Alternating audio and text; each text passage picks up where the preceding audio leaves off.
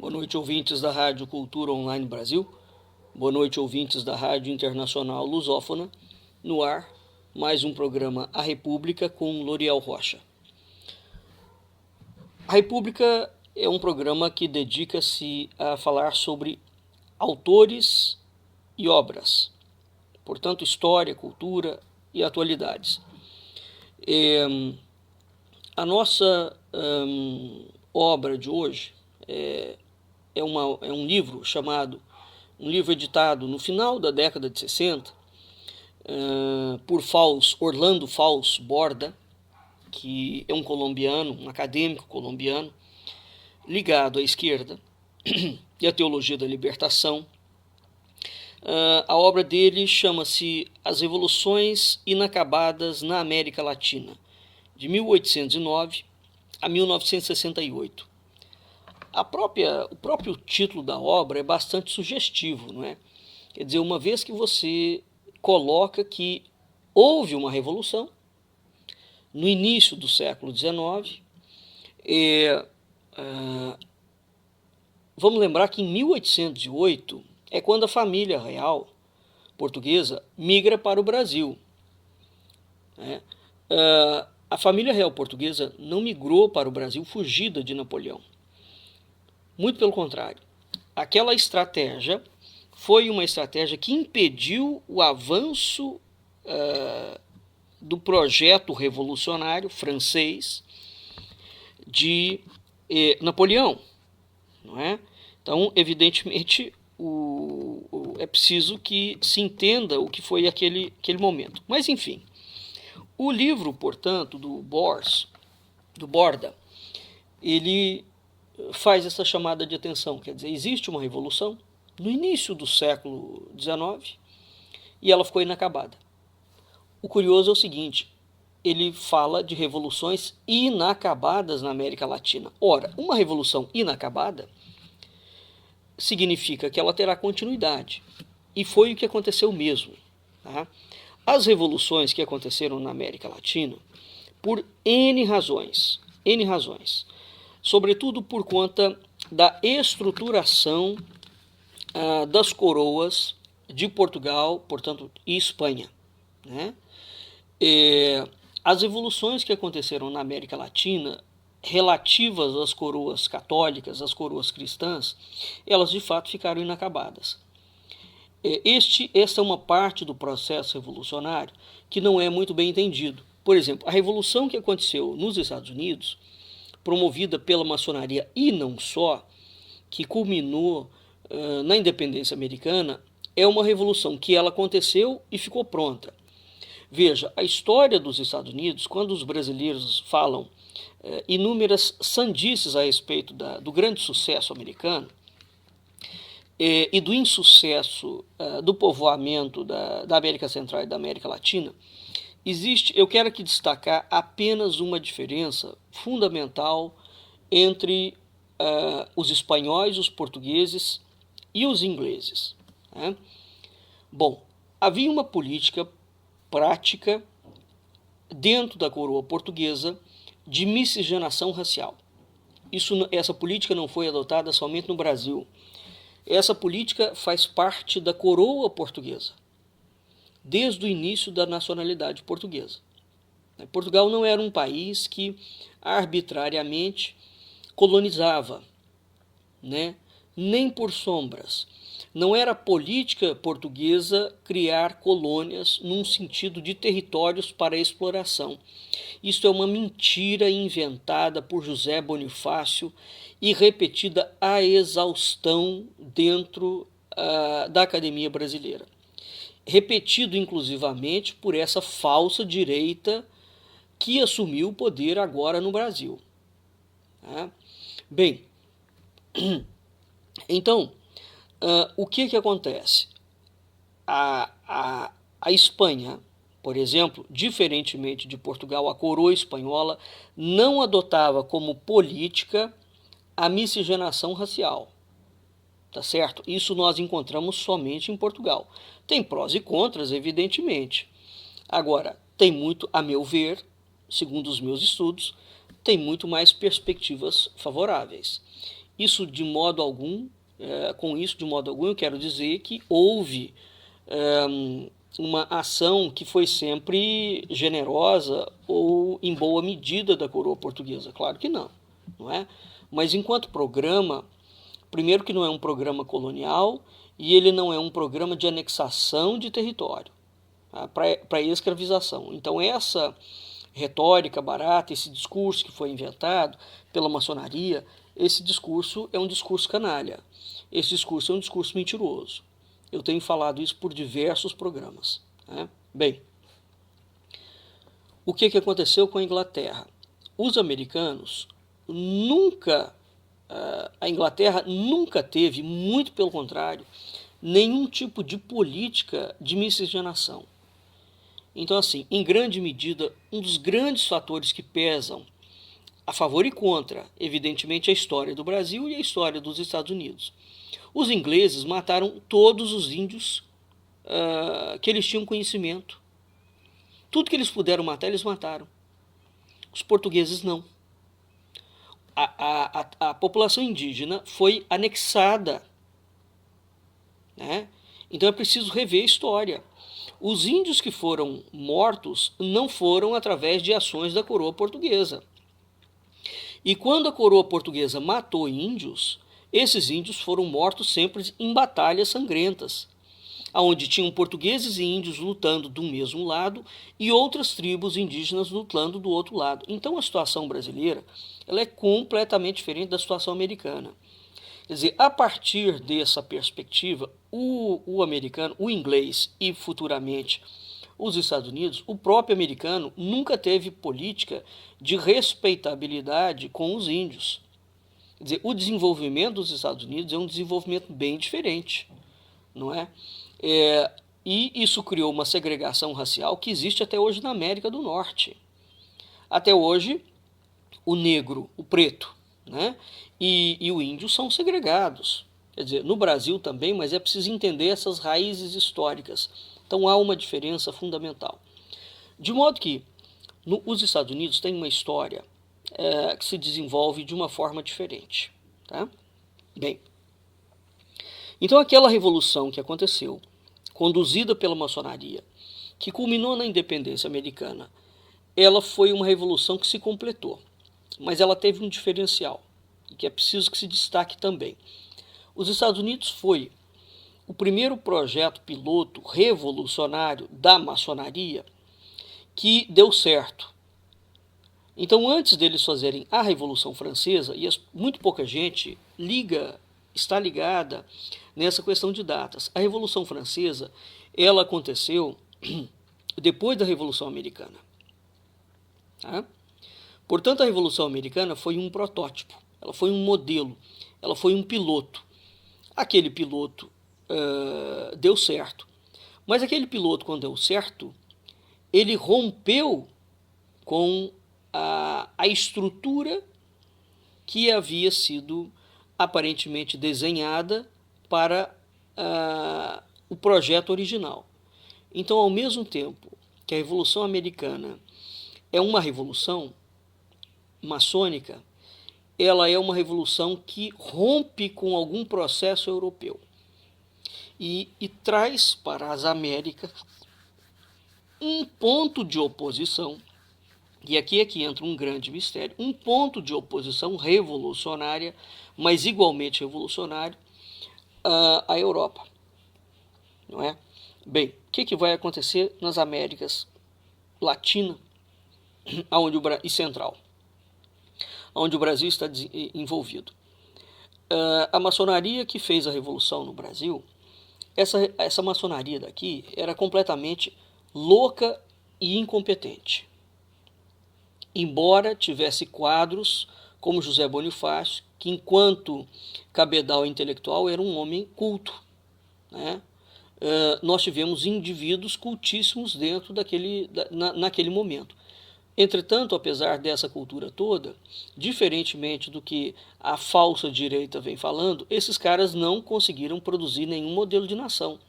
Os Estados Unidos, de fato, zeraram a relação deles com a Inglaterra e eles construíram um novo país. O Brasil não conseguiu construir um novo país. Uma das razões pelas quais não conseguiu construir é que não houve a menor similaridade entre o que aconteceu nos Estados Unidos, enquanto processo revolucionário, e o que aconteceu no Brasil. Tá? A equipe que estava aqui era completamente desarticulada, desorganizada, com guerras intestinas e figadais e que não tinha nenhum projeto. O único projeto deles era destruir Portugal, né, e destruir a presença portuguesa no mundo. Esse era o projeto desses acelerados. Bem, o Brasil, Portugal, diferentemente da Inglaterra, tinha sim transferido instituições para cá, né, desde o início dos descobrimentos brasileiros. Então, a forma como a Inglaterra lida com as suas colônias e a forma como Portugal lidava com as suas colônias são diametralmente diferentes. Então, o americano construiu um país do zero porque ele não tinha nada, literalmente nada, nos Estados Unidos. Então, eles conseguiram construir. No Brasil, havia muita coisa, e é preciso lembrar que naquele momento, portanto, em 1822, o Brasil já era a sede do Império Português. E Dom João VI não tinha a menor intenção de voltar para Portugal. Portanto, o Brasil seria a sede eterna, até enquanto durasse a monarquia, do Império Português. Então foi desmontado um país, né, as estruturas, foi montado no lugar dele um processo de Estado maçônico, deu-se início ao processo de um Estado maçônico universal, não é? E, na verdade, aquilo ali foi absolutamente tão mal feito que o resultado do Brasil é o que nós vemos hoje. Quer dizer, os Estados Unidos é um modelo de nação? Não, claro que não.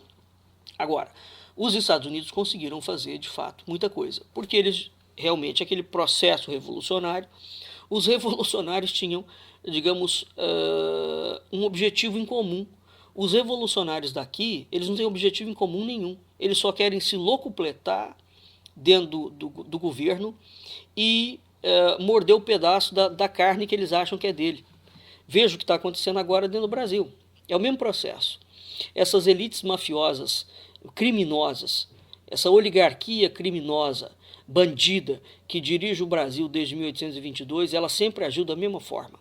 Ela briga entre ela mesma, come, um assume o poder, defenestra o outro do cargo, então é uma sequência de bandidos lutando. Tá? Não tem nenhum mocinho aqui, é tudo bandido. Né? E, evidentemente, você tem as alas dos bandidos. Aí, quando uma ala assume, ela criminaliza o outro bandido, mas é bandido. É guerra de facção. E facção criminosa. Tá? A história do Brasil não é nem um pouco engraçadinha. Ao contrário do que dizem os livros brasileiros. Bem, então, dito isto, rapidamente, portanto, é muito interessante o Orlando Borda, dizer que houve revoluções inacabadas na América Latina e aí ele pontua, 1809 a 1968. Nós já estamos em pleno regime militar, hein? E houve mesmo. E o Brasil, a história brasileira não pode ser entendida passando panos quentes no Império Brasileiro. O Império Brasileiro é um projeto revolucionário da maçonaria. Dom Pedro I foi mantido no cargo por uma mera questão de retórica. Isso, inclusivamente, consta nos livros, consta mesmo. Vide, por exemplo, o livro de Yara Carvalho, de Emília Viotti. A discussão sobre se mantém um Bragança ou não é altamente elaborada naquele momento. Como o brasileiro não iria entender a Revolução, eles optaram por manter temporariamente a figura de Dom Pedro I e depois Dom Pedro II. Então Dom Pedro I abdica do cargo em favor do seu filho, ele acha que ele vai fazer alguma coisa semelhante a Dom João VI, se não vai. Dom Pedro I era um homem completamente deslocado da cabeça. Dom Pedro II tem um reinado favorável, evidentemente, não se compara a gestão de Dom Pedro II com a gestão de qualquer presidente da República. Evidentemente, o cenário é outro. Né? E Dom Pedro II era um homem culto. Né? E naquela época os políticos tinham um pouco mais de dignidade, de hombridade, de lisura. Hoje não tem nada, acabou com tudo. O negócio realmente é a decadência plena, não é? É um fim de ciclo. Literalmente, nós estamos vivendo aquilo que os indianos chamam de Kali Yuga, né? Se isso não for o fim dos tempos, não dá para entender o que será. Porque a desmoralização e a degradação, ela é generalizada. E ela não é só no Brasil, não. Ela é mundial, né? Bem, então, o Império Brasileiro, embora ele tenha sido um governo, né, sob determinada perspectiva, um governo melhor do que a República em si, é preciso entender o DNA do Império Brasileiro. E o DNA do Império Brasileiro é um DNA revolucionário. Tanto é que a maçonaria depois cria condições específicas e com argumentos nem um pouco lógicos, não é? Aparentemente, para defenestrar do poder Dom Pedro II. Então os Bragança foram mantidos no poder temporariamente. A elite que assumiu, a elite revolucionária que assumiu, sabia disso, né? De modo que essa revolução de 1808 e efetivamente implantada a partir de 1822, no caso do Brasil, ela foi produzindo resultados, né? E o governo atual do Jair Bolsonaro está exatamente dentro dessa atuação revolucionária. É o mesmo processo desdobrado em várias etapas. Em várias etapas. Tá? Não pense que este governo que assumiu agora significa um ponto de ruptura no projeto da esquerda, porque não é o projeto da esquerda, é o projeto da maçonaria. A maçonaria sempre jogou com a esquerda e com a direita. Sempre, né? Mas o fio de Ariadne, o fio da meada que conduz a estrutura política, histórica, cultural brasileira é a mesma. Não há diferença de projeto, tá? Agora, eles nem sempre conseguem, naquele momento, embora eles façam revoluções contínuas, implantar o que eles objetivam naquele momento. Então é preciso distinguir alhos de bugalhos. Né? Bem, então voltando ao livro. Se nós falamos em revolução, toda revolução ela é uma subversão, né, da ordem que existe naquele momento. Porque nenhuma revolução, quando ela é conduzida, ela pretende manter a ordem estabelecida. A ordem política, a ordem cultural, a ordem legal, né, a ordem religiosa, a ordem cultural. Agora, há revoluções e revoluções. Então você pode ter uma revolução que ela tem uma finalidade de alterar a ordem política, mas ela não tem uma finalidade, por exemplo, de alterar a ordem cultural ou a ordem religiosa, por exemplo. Então é preciso entender a profundidade dos processos revolucionários. Ora, a revolução que aconteceu no Brasil e as revoluções que aconteceram na América Latina, o Brasil diverge de várias revoluções que aconteceram na América Latina. Porque a revolução que aconteceu aqui foi sim uma revolução com subversão justificada, né, para alterar a ordem política, a ordem religiosa, a ordem cultural, a ordem social. Portanto, a Revolução Brasileira é uma revolução muito profunda. Bem, mas então a primeira coisa que o indivíduo precisa de entender: toda revolução ela é uma subversão, não é, justificada. Subversão à ordem. Você tem uma ordem estabelecida, você vai depor aquela ordem. E para depor a ordem, você tem que justificar. Portanto, essa justificativa vai lançar mão, né, ela tem que apresentar argumentos que vão dizer, não, para o público, é importante, existe uma importância histórica de fazer essa revolução por esse motivo. Então você tem uma subversão justificada dentro de parâmetros históricos, né? Bem, como é que as revoluções se fazem? Além do campo das armas, toda revolução ela se faz primordialmente dentro do campo da teoria, né? Porque se você tem uma ordem pré-estabelecida e vai introduzir outra ordem, você precisa de justificar esta quebra do sistema através de uma teoria.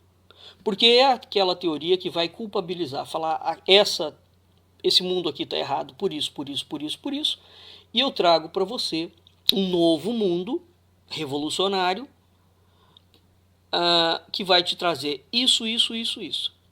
Então, por trás de toda revolução, existe uma teoria que vai justificar a subversão.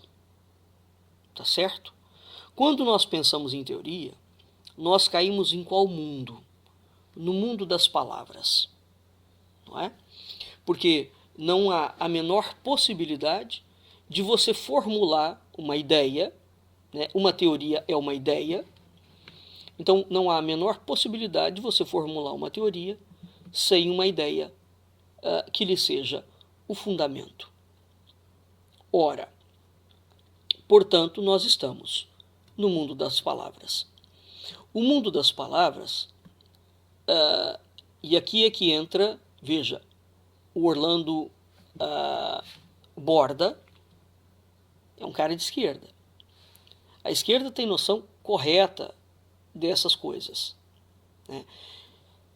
O mundo das palavras contém coisas absolutamente insuspeitadas, né?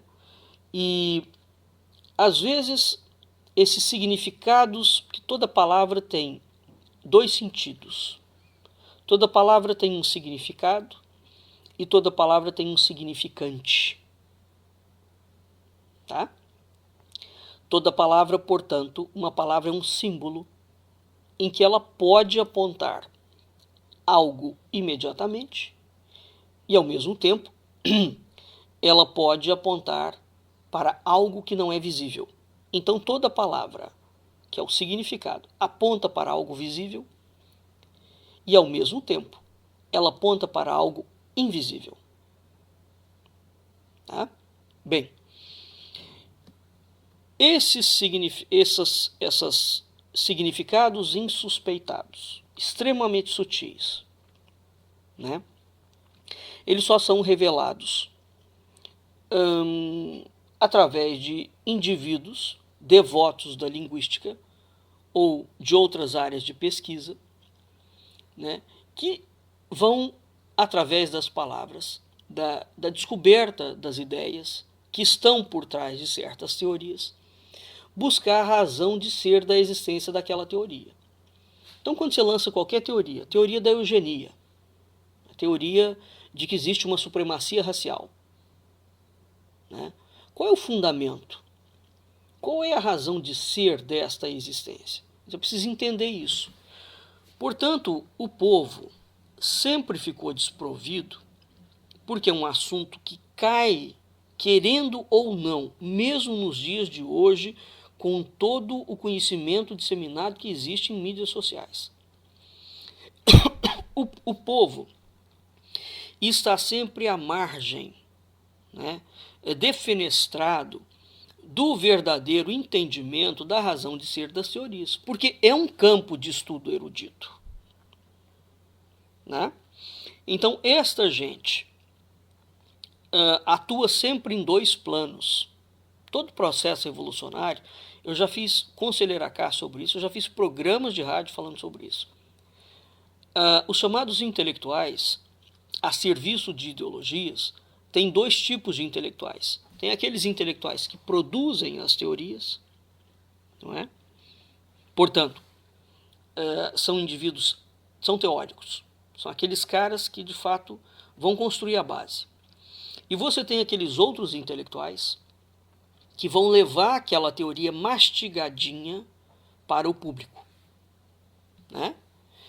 E quando eles vão levar aquela teoria mastigadinha para o público, evidentemente que a linguagem que eles vão utilizar para falar com o público não é a mesma linguagem que eles vão utilizar quando eles estão falando entre eles, no círculo deles. E claro que esta maquiagem Quando você pega uma teoria extremamente complexa, que é formulada dentro de uma linguagem específica, e vai passar aquela teoria para o público, para o grande público, evidentemente que os aspectos perigosos da teoria, né, são todos suprimidos. Todos. Evidentemente que você não pode falar para o povo que vai chegar no poder e começar a matar os seus inimigos. Que ninguém compra uma ideia dessa. Então os caras sabem que ninguém compra a ideia da violência. Agora, a ideia da pureza, da limpeza, veja o que a falsa direita fez. Nós vamos expurgar o Brasil do PT, dos males do PT. Não, eles são piores do que o PT.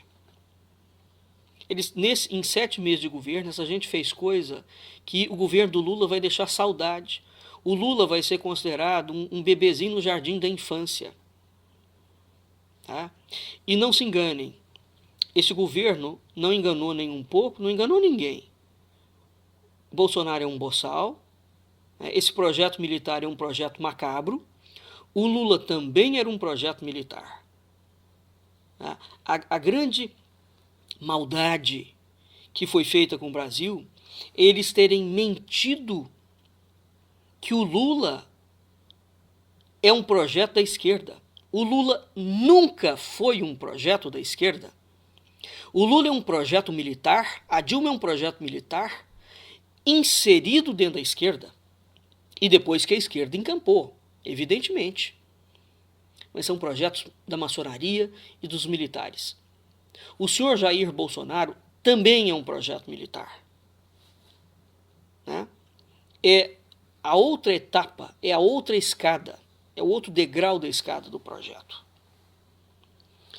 Então, voltando, nenhum revolucionário vende ideia de violência. O que eles vão falar? Eles vão pegar aquilo que está incomodando a população, vão traduzir aquilo em teorias e vão dizer que vão tirar do poder os malvados que estão oprimindo o povo de uma forma ou de outra. Então eles vendem sempre todo projeto revolucionário, toda subversão justificada, ela é justificada sempre sobre a premissa da ética, sobre a premissa do bem e sobre a premissa de tirar o opressor do cangote do oprimido. Esse é o discurso clássico da direita e da esquerda. Então você que me ouve e que não é meu aluno, entenda isto. Uma coisa é a palavra quando ela vai criar a teoria da revolução. Outra coisa é a palavra que vai ser levada para o grande público, que vai justificar a subversão revolucionária, enquadrando-a e dando-lhe a importância histórica cultural. Quando esta teoria sai e vem para o público, ela não mostra nunca a essência e a razão de ser daquela revolução. Somente quando esses crápulas chegam no poder é que uma vez, porque o poder permite, não é? Uma vez de posse dos meios para exercer o poder, eles abrem as garrinhas. É por isso. Então o povo de fato é manobrado e é enganado. E o povo só tem consciência do engano depois que os pústulas chegam no poder. Porque o processo é esse mesmo. Tá certo? E eles enganam muita gente. Muita gente. Né? Ora, então o leigo tem acesso a um universo muito simplificado de palavras, né? Onde os objetos são interpretados segundo modelos formulados por esses intelectuais orgânicos, conforme a tradição que eles pretendem inventar, né?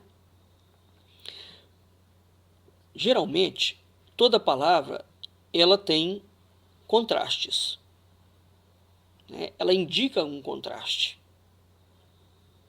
E é interessante porque grande parte das teorias revolucionárias suprimem os contrastes das palavras.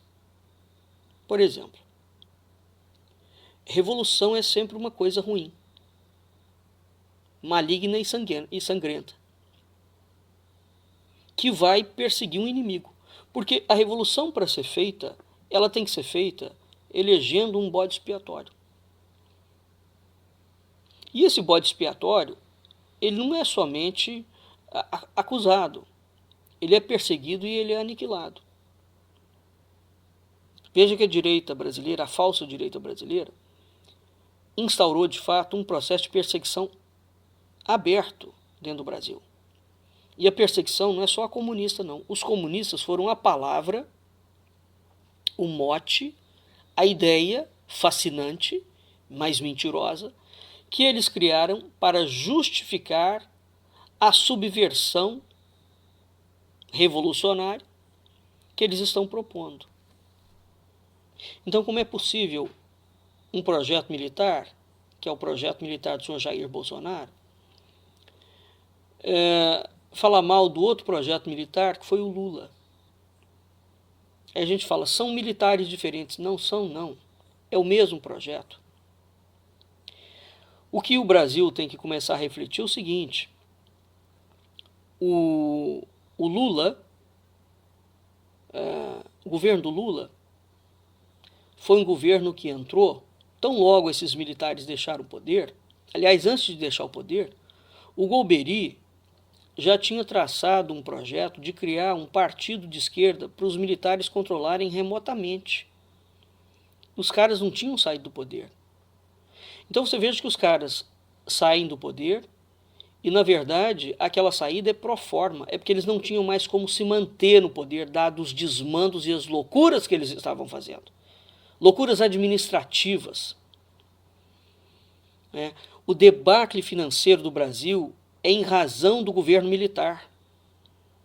Aquelas dívidas homéricas que eles foram criando explodiu na conta dos civis, explodiu no colo do primeiro presidente civil, que foi o José Sarney.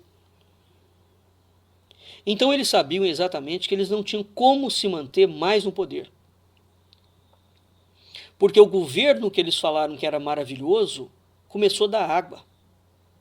Eles conseguiram mentir durante 20 anos para a população. Fizeram algumas obras estruturais, de infraestrutura, fizeram. Mas e daí? O Brasil cresceu a 7% ao ano. Cresceu sob que custo? De explodir depois uma hiperinflação, de quebrar o Brasil, porque foram isso que eles fizeram. Então que crescimento é esse? Crescimento real de um país é quando o país de fato cresce. Não é quando você faz maquiagem. O Lula também fez maquiagem que o Brasil estava indo muito bem. Bom, o Brasil estava indo muito mal. Ou antes, o Brasil está indo muito bem para quem? Para os banqueiros, né? Então, quando você fala assim, o Brasil está crescendo muito, quem está crescendo? Porque quando a economia em peso do país cresce de uma forma real, ela não quebra de 20 em 20 anos. Ela não quebra de 15 em 15 anos. Meu Deus do céu! A própria história financeira do Brasil, eles quebram as pessoas, mas os bancos não quebram. Então tem uma gente que não quebra nunca. Tem uma elite empresarial que fica cada dia mais rica. Não é? Quer dizer, tem alguma coisa muito equivocada com esse discurso mentiroso. Ora, então, as palavras indicam sempre contrastes. Entretanto, há uma tradição revolucionária assentada, né, de minimizar contrastes primários, transferem esses contrastes para o campo moral. É aí que surge os vocábulos relacionados, quando você fala assim, o Lula é o mal e o Bolsonaro é o bem. O Lula é condenável, o Bolsonaro é a figura apropriável, é apropriada. Então, com isso, eles vão adestrando as pessoas, ensinando as pessoas a comportar-se em sociedade, não é? A comportar-se revolucionariamente em sociedade.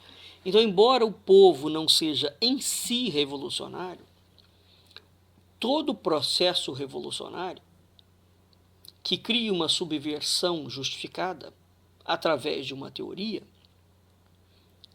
ele impinge sobre a população, mesmo ela não sabendo, e exatamente ela não pode saber que ela está sendo impingida a, porque senão ela reage. Então, todo processo revolucionário, veja bem, ele tem que ter duas faces. Ele tem que ter uma face aparente, né? E ele tem que ter uma face oculta. Como é que funcionam essas faces? A face aparente é a face que sempre vai ser aquela face que pode estar aparecida. Portanto, é aquela face moral, é aquela face cujo palavrório reveste ela de uma aura benigna, não é? E que faz com que o povo não enxergue a essência da revolução. Ou que ele veja a revolução como um processo vital e necessário, historicamente importante, né, para aquele momento, para que ele apoie. A face oculta é, evidentemente, a face onde está a verdadeira teoria e que não é passada para o público. Portanto, ela fica restrita aos chamados intelectuais orgânicos, não é? E você tem um outro nível de intelectual orgânico, alinhado com artistas, né, com pessoas que têm acesso ao grande público. Então, evidentemente que no século XIX, assim, qual era o conceito que existia de povo? E quais eram os meios e as pessoas que iriam divulgar para o grande público aquelas informações? É óbvio que os intelectuais, digamos, orgânicos, que é uma terminologia atual, né? Os intelectuais orgânicos de segundo nível, no século XIX, são um, porque o mundo é outro. E os intelectuais de segundo nível, orgânicos, de hoje, são outros. Porque os meios de acesso ao público, então, a gente tem muito intelectual orgânico a serviço de uma ideologia, que é youtuber, por exemplo, né? Que está dentro da mídia, que está dentro das classes educacionais. Então, quem é hoje que está dentro dos programas de televisão? Quem é hoje que tem acesso ao grande público? Quem é que pode mudar a cabeça do público? Né? É preciso entender esse tipo, essas diferenciações históricas. Mas seja ela qual for, veja, o modelo não mudou. Então, toda revolução, ela tem uma face aparente e ela tem uma face oculta. Tá? A face aparente, repito, é a face cuja teoria vai ser trabalhada de tal forma que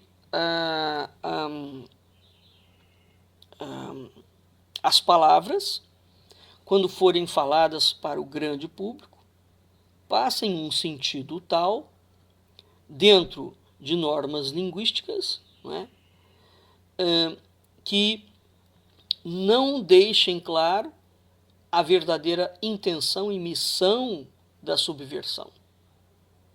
Então, a justificativa que essa face aparente vai dar, sempre para o público leigo, é uma justificativa que vai puxar os contrastes e a maldade para o campo da moral.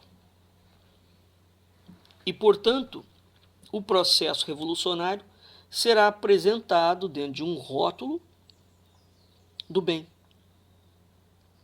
E repito, somente quando o grupo criminoso assume o poder quando eles estão de posse dos meios de ação, porque o que é poder? Poder é meio de ação.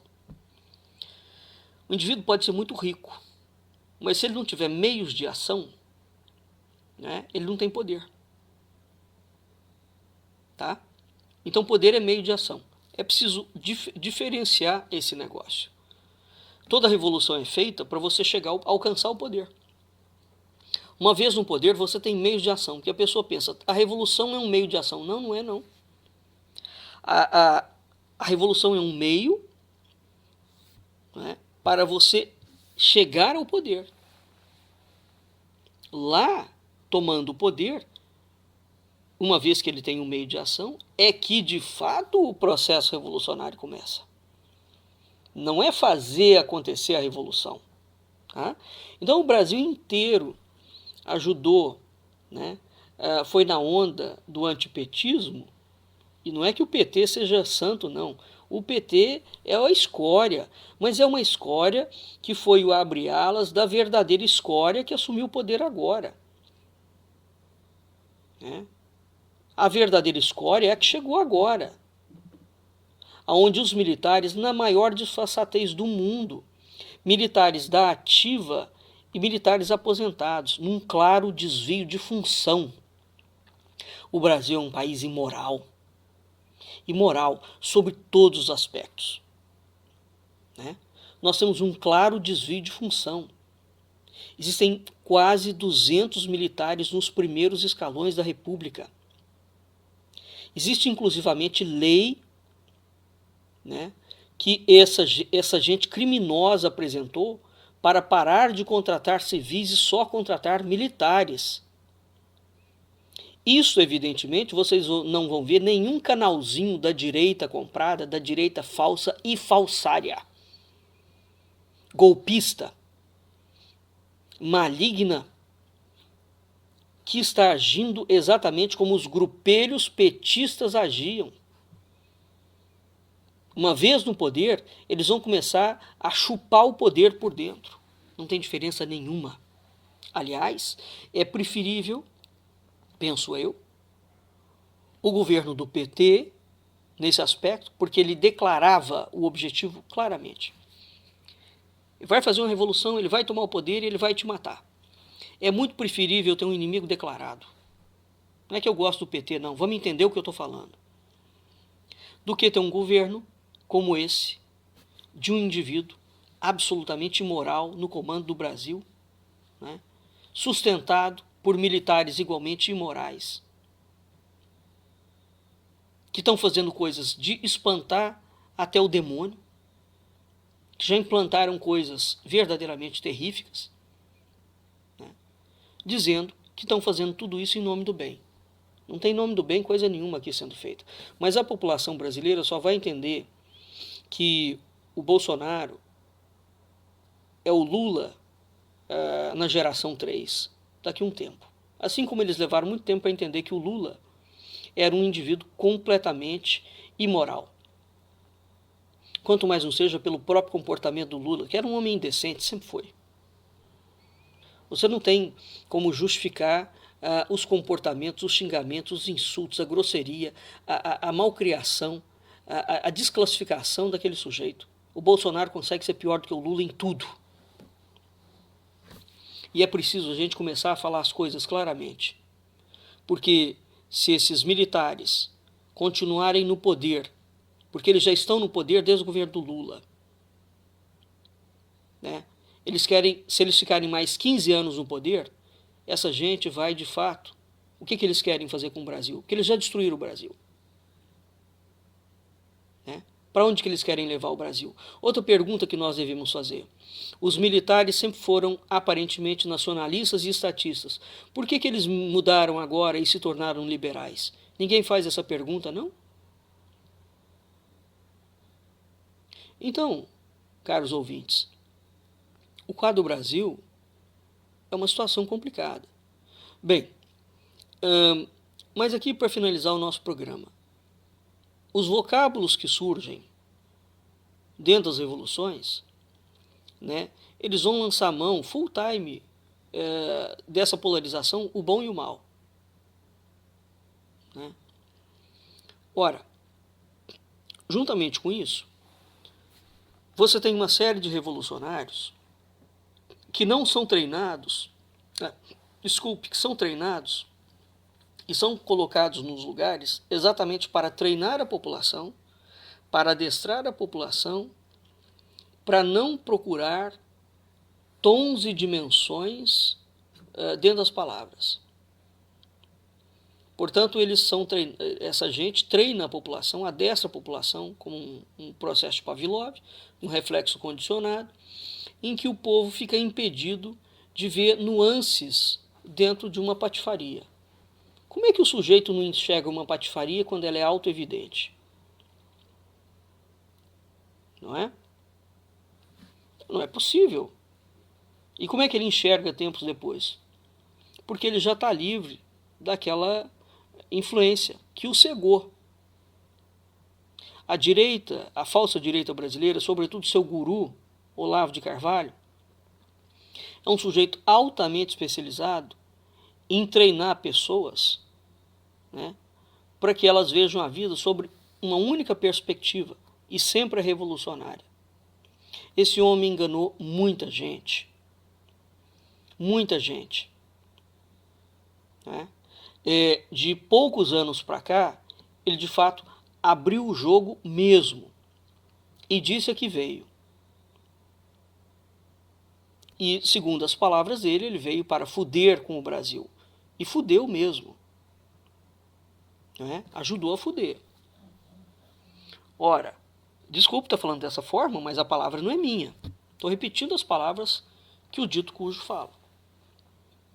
Então, a falsa direita que assumiu o Brasil não permite que a população entenda nenhum tipo de flutuação. Então, eles usam de manobras linguísticas e de técnicas revolucionárias, né, técnicas de intimidação, né, e outras técnicas para colocar um processo simplista de história na cabeça e no sentimento da pessoa, onde eles esboçam um universo indefinido, ambíguo, inclassificável, não permite que o sujeito penetre nos reais acontecimentos que estão se dando, porque se o sujeito penetrar, ele vai ficar perplexo, porque ele vai entrar em contato com a realidade. E ele não pode ver a realidade, não é? Porque uma vez que ele veja a realidade vai tornar coloridos os conceitos e as ideias das coisas malignas que estão sendo transmitidas através de palavras para tirar a malignidade do fato em si, para dar uma ideia de bondade.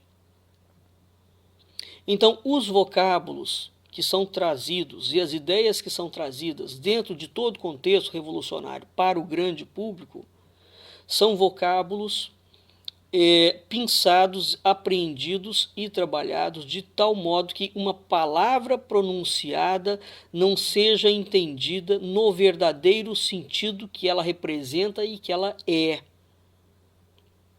Tá? Então, de fato,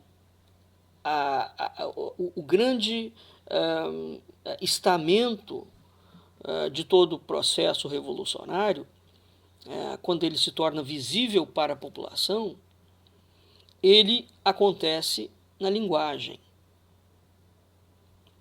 Então, os cismas ideológicos, como é que se faz uma revolução? Você tem que criar um cisma ideológico em cima da linguagem. É isso que vai marcar uma transição social. Para chegar à transição social, portanto, para chegar ao momento em que a sociedade está, digamos, amadurecida, porque ela foi emprenhada durante tanto tempo com aquela linguagem, com uma fraseologia vazia e mentirosa, mas que está de tal forma disseminada pelo público que ela toma ares de verdade. Embora ela esteja grandemente disseminada, a mentira não se torna verdade por uma quantidade. A mentira é a mentira, independentemente de estar todo mundo falando dela. não é? Daí a propositura de que toda unanimidade é burra, e é burra mesmo, nesse sentido. Uma mentira é uma mentira e ela não vai virar verdade porque está todo mundo falando que ela é verdadeira, pô. Não é? Então, o cisma ideológico, toda revolução, ela precisa de criar um cisma ideológico. Quando eles percebem que o cisma ideológico foi criado, então você tem o chamado cisma da transição, né? Onde a revolução começa a dizer que está atendendo o papel da rua, o chamado da rua, está atendendo os pobres, está atendendo a voz da maioria, e na verdade está atendendo coisíssima nenhuma. Eles vão criando contextos públicos, né, para legitimar o cisma que parte para a transição política. Tá certo? Agora, isto tudo tem que ser feito dentro de uma simulação e dentro de uma total invisibilidade. Tudo que não pode ficar aparente é que a revolução tem uma justificativa monstruosa, imoral. Muito pelo contrário. Eles vão acusar de monstruoso e imoral aqueles que eles querem derrubar. E eles vão sempre se apresentar como alguém limpo, conveniente, branco, como aquele que vai acrescentar uma nova dimensão à sua vida. Tá certo? Então, esse é o primeiro ponto e é o ponto básico de toda a ideia de subversão. Então, como é que você faz uma revolução? A revolução é iniciada, mantida e sustentada no mundo das palavras. Né? Porque um conjunto de palavras cria uma ideia. Uma ideia constrói uma teoria. Tá certo? Então não há possibilidade de fazer nenhuma revolução sem que você crie devotos de uma linguística revolucionária. Eis o ponto da questão. E uma vez que esses ideólogos, quando eles assumem o poder, quando esses criminosos assumem o poder, revolucionários, eles vão continuar mantendo, evidentemente, o jargão linguístico que eles criaram para justificar a sua subversão. E porque eles têm um outro problema. Eles têm que continuar aprofundando esse jargão linguístico porque eles têm que se manter no poder. Então, eles têm que criar um outro cisma, né, uma briga contínua, para justificar os desmandos que eles vão fazer. Todo mundo deve se lembrar que o Lula acusou o Fernando Henrique, que foi, na verdade, o governo que abriu as portas para o Lula, preparou, em termos teóricos, né, a entrada da esquerda. O Lula, o tempo inteiro, cunhou até uma expressão, falando, nunca antes na história desse país, tal coisa, para falar do Fernando Henrique. Então o Lula precisou de justificar o tempo inteiro, linguisticamente, em toda a sua fala, o mau governo do PSDB. Jair Bolsonaro precisa, full time, ele e os asseclas da falsa direita, os chupins, os acólitos dele, fazer o mesmo processo do Lula e do petismo. Eles acusam o PT. Vamos entender que isso é manobra linguística. Então, uma coisa é o sujeito preparar a revolução. Ele preparou a revolução linguisticamente. É o cisma. Então você tem vários cismas. Você tem um cisma linguístico, depois você tem o cisma da transição. Quando o indivíduo percebe que o momento está aquele, né, é o tempo, aí eles fazem acontecer a revolução. Para fazer acontecer a revolução, eles plantam determinados problemas. Plantam. Tá? Depois que eles tomam o poder, eles precisam continuar alimentando a revolução. Portanto, eles precisam de continuar justificando a importância histórica deles, da revolução deles. Então existe um outro cisma, eles vão aprofundando. Não pense você que quando um revolucionário assume o poder, ele vai apaziguar. Não, ele não vai apaziguar. Ele vai aprofundar o cisma que ele criou. Porque quando ele assume o poder, ele entra num outro patamar. Ele tem que justificar o seu local, a sua importância histórica. Evidentemente, nesse aspecto, ele começa a matar e perseguir todo mundo, né? Então, à luz desse vocabulário vital, ele vai praticar violência, injustiça, revolução, heresia, subversão, né? Todas as bandalhas possíveis serão tratadas como utilidade pública. Tá certo? Então, a falsa direita que assumiu o poder é uma direita revolucionária, e essa gente, de 2 anos para cá, no máximo 3, eles começaram de fato a falar claramente a que eles vieram. Claramente. E a falar claramente que eles iam matar e perseguir, portanto eles não enganaram. De modo que é preciso nós cairmos na real e de fato enxergarmos que essa gente enganou todo mundo, não é? Para quem não estava preparado. Bem, então é isso que eu queria trazer para vocês. Uma revolução, ela vai mudar a ordem estabelecida. Para ela mudar a ordem estabelecida, ela tem que criar um cenário de desadaptação da sociedade. Para que a sociedade se desadapte, porque a revolução força um outro rumo. A pessoa está acostumada a viver de uma forma, ela vai ter que viver de outra forma. Para ela ter que viver de outra forma, ela tem que começar a se sentir incomodada com a forma como aquela estava vivendo. Então a revolução ela traz uma desadaptação. Portanto, é um processo esquizofrênico, tá certo? Essa desadaptação ela só pode ser conduzida se você mergulhar o sujeito num conflito e numa tensão cotidianos. E isso será feito em grande medida. A estrutura basilar para fazer isso é através de uma semântica elaborada em 2 frentes, uma frente oculta e uma frente aparente. Tá? Então entenda, essa gente não está, quem está comprometido com o processo revolucionário é sempre um mentiroso. Sempre. Seja ele da direita ou da esquerda.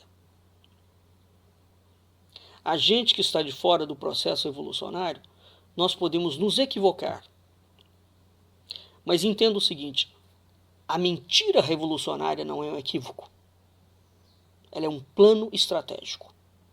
Então não existe a menor comparação entre um mentiroso não revolucionário, mesmo que compulsivo, comparação de letalidade, e um mentiroso que mente para fazer acontecer a revolução.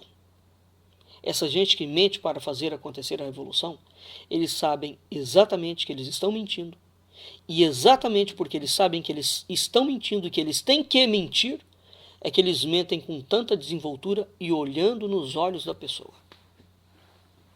Então essa coisa de dizer que o sujeito mente e que ele desvia o olhar quando mente, também é mentira. O mentiroso profissional revolucionário olha na sua cara. Veja o Bolsonaro e o Lula. Eles mentem olhando na sua cara e nem pisca o olho. É uma gente profissional. Na mentira, na bandalha, na patifaria. Então, de fato, o processo que hoje nós estamos vivendo não é porque o povo brasileiro despertou, não. O povo brasileiro está cansado, de fato, da bandalha. Não é? Agora, uma bandalha que foi debitada somente na conta do PT. Nesse expurgo, o PT saiu enxovalhado, como o Geni, e os militares saíram limpinhos do processo. Ora, mas são os militares os autores da figura do Lula e da figura do senhor Jair Bolsonaro.